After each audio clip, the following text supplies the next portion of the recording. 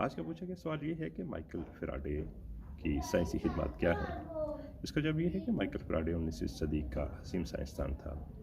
کیمیا میں بینزین کی دریافت اور برقی کیمیا کی بنیادی تجربات فیراڈے کے عظیم کارنامے ہیں۔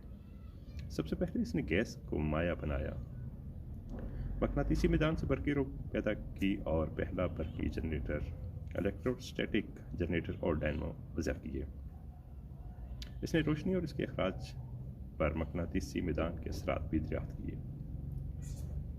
ڈیوی نے برقی پاشیدگی کے تجربات سے ثابت کیا کہ مرکبات کے خواص کا انحصار ان کے عنصری اجزاء کے علاوہ مالیکیولوں میں عنصری ترتیب پر بھی ہوتا ہے۔ مالیکیولوں میں ایٹموں کے درمیان تناؤ کے تصور نے مستقبل میں فیراڈے کے نظریات میں اہم کردار ادا کیا۔ 1920 میں اس نے کلورین اور کاربن کے مرکبات ہیکسا کلورو ایتھین اور ٹیٹرا کلورو ایتھین تیار کیے۔ ان مرکبات کی تیاری میں ایتھلین گیس کے مالیکیولوں میں موجود ہائیڈروجن کو کلورین سے بدل دیا جاتا ہے۔ 1845 میں رائل سوسائٹی نے اسے دوربینوں میں استعمال کے لیے زیادہ انعطافی اشاریے کے عدسے تیار کرنے کی ذمہ داری تفویض کی۔ اس کام کے دوران اس نے قائمہ مقناطیسیت دریافت کیا۔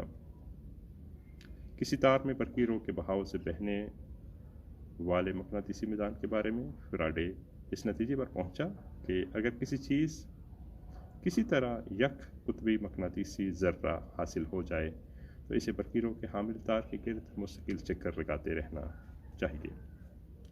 اپنی بے مثال تجربی صلاحیتوں کے باعث فیراڈے نے اپنا یہ نظریہ تجربے سے ثابت کر دیا اور یوں دنیا میں پہلی برقی موٹر وجود میں آئی۔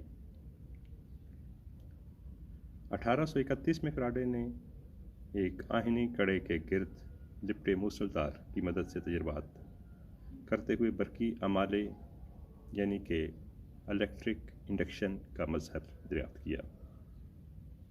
1831 میں فیراڈے نے ایک مستقل مقناطیس کے قطبین کے درمیان موصل تھالی گھما کر دنیا کا پہلا ڈینمو ایجاد کیا۔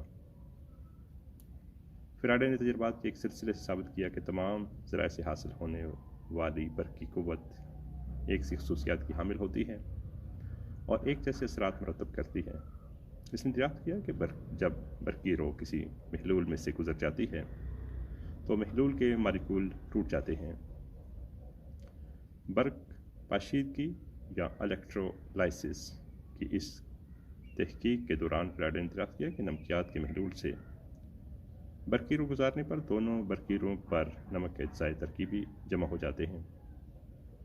مزید تجربات نے ثابت کیا کہ جمع شدہ مادے کی مقدار گزاری گئی برقی رو کے ساتھ راست متناسب ہوتی ہے اور اگر برقی رو کی یکساں مقدار گزاری جائے تو جمع ہونے والے عنصر کی مقدار اس کے معادل اوزان یعنی ایکوالنٹ ویٹس کے ساتھ راست متناسب ہوتی ہے۔ برق پاشیدگی کے ان دو قوانین نے مستقبل میں مادے کی نوعیت کے سلسلے میں ہونے والی تحقیقات میں اہم کردار ادا کیا۔ فیراڈے اس نظریے کا زبردست معید تھا کہ قوت کی مختلف اشکال دراصل کسی ایک وحدت سے پھوٹتی ہیں اور اسی کائنات میں موجود مختلف قوتوں کو ایک دوسرے میں قابل تقلیب ہونا چاہیے۔ اس نے زور دیا کہ مادہ ایٹموں پر مشتمل ہے جن کے گرد قوت کے لامحدود میدان موجود ہیں۔ برقی اور مقناطیسی قوتیں ان میدانوں کی وساطت سے ایک سے دوسری جگہ سفر کرتی ہیں۔ کئی سال بعد ان مفروضوں پر جیمز کلارک میکسویل نے اپنی برقی مقناطیسی نظریے کی بنیاد رکھی۔ 1845 میں ہی فیراڈے نے تقلیب شدہ یعنی پولرائزڈ روشنی زیادہ انعکاسی اشاریے یعنی ریفریکٹیو انڈیکس کے شیشے سے گزاری اور شیشے کو طاقتور مقناطیسی میدان میں رکھا۔ اس نے روشنی کی تقلیب میں ہونے والی تبدیلیوں کا مشاہدہ کیا اور اسے بجا طور پر روشنی کی شعاؤں پر مقناطیسی خطوط کے براہ راست اثر کا نتیجہ قرار دیا۔ اس کی ایک نہایت اہم دریافت یہ تھی کہ لوہے، نکل، کوبالٹ اور آکسیجن جیسے کچھ عناصر مقناطیسی میدان میں اپنے مالیکیولوں کی ترتیب نو اس طرح کرتے ہیں کہ ان کے محور خطوط قوت کے متوازی ہو جاتے ہیں۔ دوسرے مادوں میں کلمی یا مالیکیولی محور یا ایکسس خطوط قوت کے ساتھ زاویہ قائمہ پر آ جاتے ہیں۔ 1850 میں فیراڈے نے خلا کو ایک واسطہ قرار دیا جس میں سے برقی اور مقناطیسی قوتیں گزر کر اپنے مادی منابع سے باہر اور دوسرے اجسام پر اثر انداز ہوتی ہیں۔ بعد ازاں میکسویل نے اعتراف کیا کہ اس کی کلاسیکی برقی مقناطیسی میدان کی مساواتیں محض فیراڈے کے خیالات کا ریاضیاتی اظہار ہیں۔